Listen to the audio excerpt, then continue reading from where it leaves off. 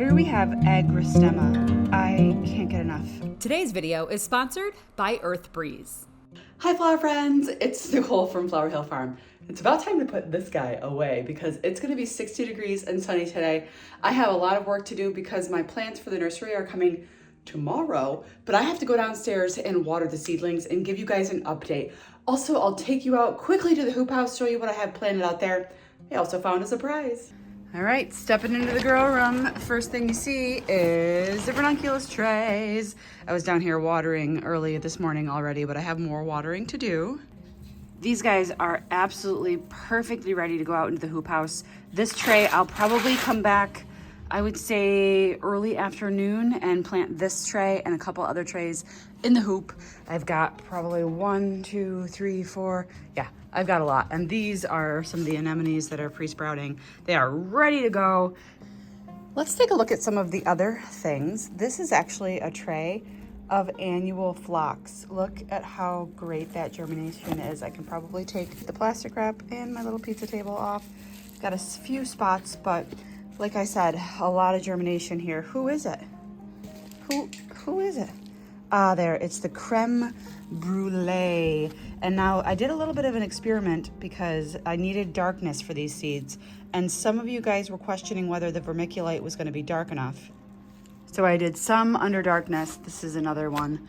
And then I did some under light. So the darkness, darkness, darkness. This is the only one that I ended up germinating with light. And actually you could tell that they're getting a little bit leggy because I didn't have this light on. I just turned it on yesterday. So this is who? This is the Cuccinilla. And look at these guys. Look how bad that is. Look at, I completely forgot to turn the light on this top shelf after germination. This is the Saponaria.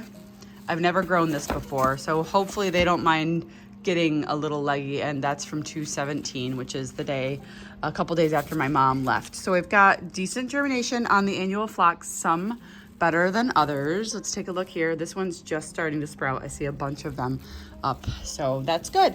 And then down here are a lot of my snapdragons, and they're also popping little tiny babies. Happy birthday.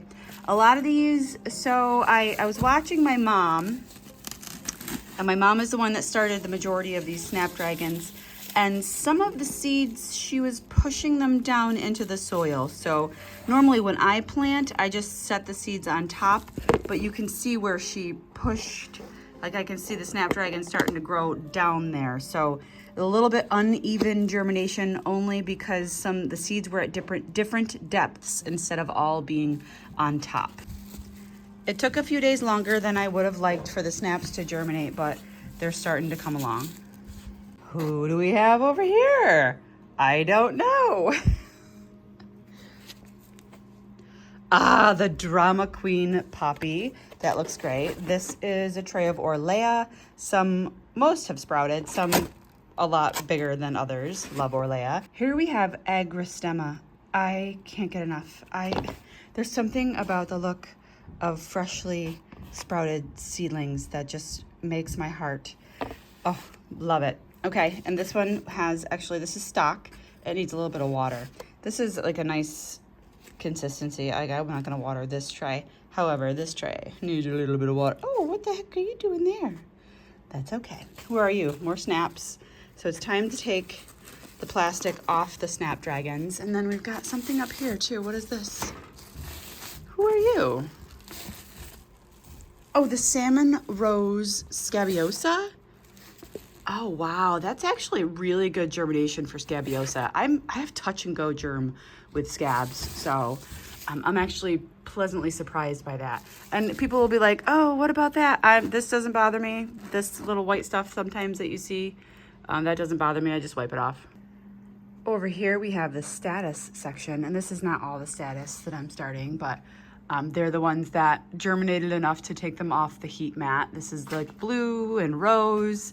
Much better germination on these guys than the apricot, but I love them. Status is one of my favorite fillers. I've never grown lamb's ear, but I see other farmers in my area growing these as a perennial for cuts.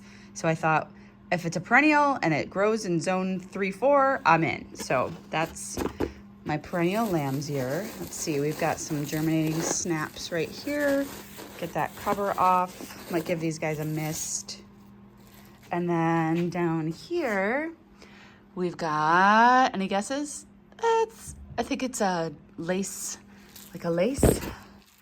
Yes, green Miss Emmy, which is like a lace flower. Beautiful. All right, who are these guys? Oh, amazing gray poppy. Wow, that's amazing. And then we've got these guys. Don't know. Who are you? Oh, some consistency with where the labels were. Oh, I know who this is. This is Perennial Baby's Breath. This is Perennial Baby's Breath. I'm very excited about this one because, like I just said, perennial, perfect. Who is this? Oh, got some just starting on this. Dianthus. And that is straw flower.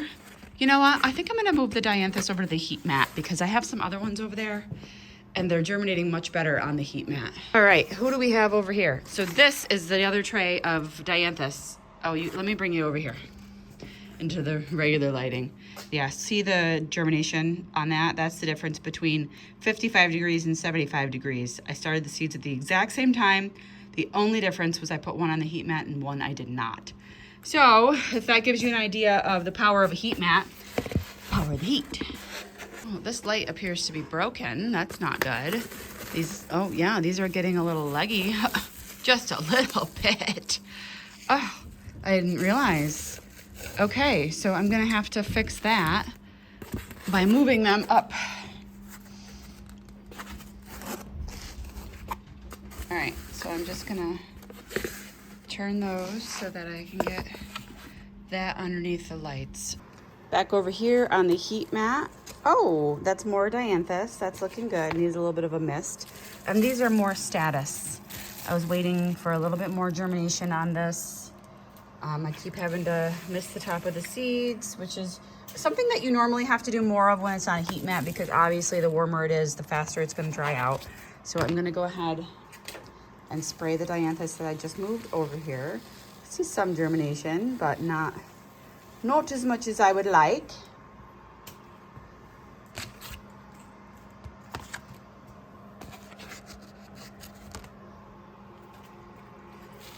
Same thing back here, a little bit of spritz. That's basically it from down here. There's a couple of other things that I have growing that haven't germinated yet. Look at those. They've got to get in the ground this week, which so far I'm still on track for planting the hoop house. I'm gonna give everybody a drink and then I'm actually gonna take you out to the hoop house. People often ask me how I water the ranunculus and the anemones, and I literally just sprinkle it on. Not too much because there's no drainage in these, but just enough to give them a proper drink. Quick update on the dahlia cuttings. I'm starting to see roots. I'm very excited. And now, more about the sponsor of today's video. It's Earth Breeze. I live in a house with not one, but 4 furry creatures. And pet hair, it's serious business. And that's where Earth Breeze comes in. More than 700 million laundry detergent jugs end up in landfills and oceans every single year. Earth Breeze takes the plastic out of doing laundry. The packaging is compact and plastic-free. Their powerful eco sheets look like dryer sheets, but they're not. It's detergent that dissolves 100% in hot or cold water and can be used in any type of machine. It couldn't be easier. No measuring, just toss them in. Doing a small load? No problem. Just use half a sheet. I've been using these for months now, and my clothes have never been cleaner. With Earth Breeze, their flexible subscription plans can be adjusted, paused, or canceled at any time without penalty. For every pack sold, Earth Breeze donates 10 loads to charity. Go to earthbreeze.com/flowerhillfree to get started with 40% off. You'll also get a free welcome gift. Again, that's earthbreeze.com/flowerhillfree.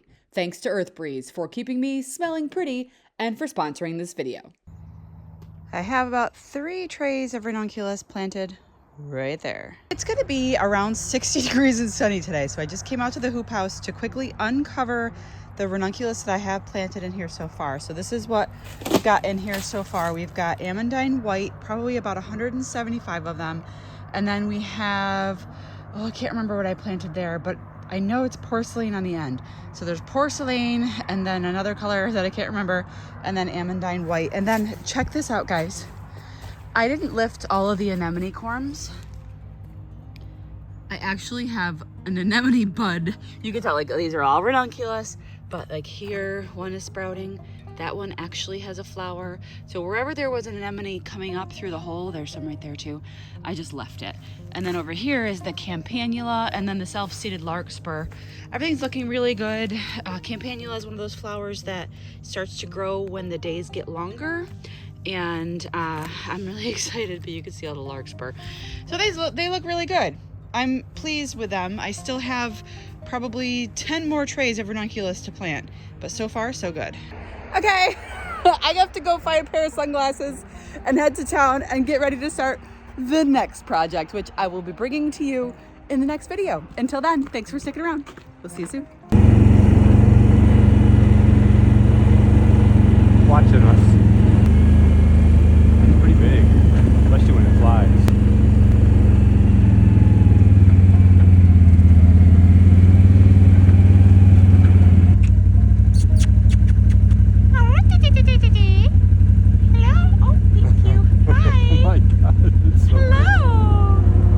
I'm back from vacation and what did I see?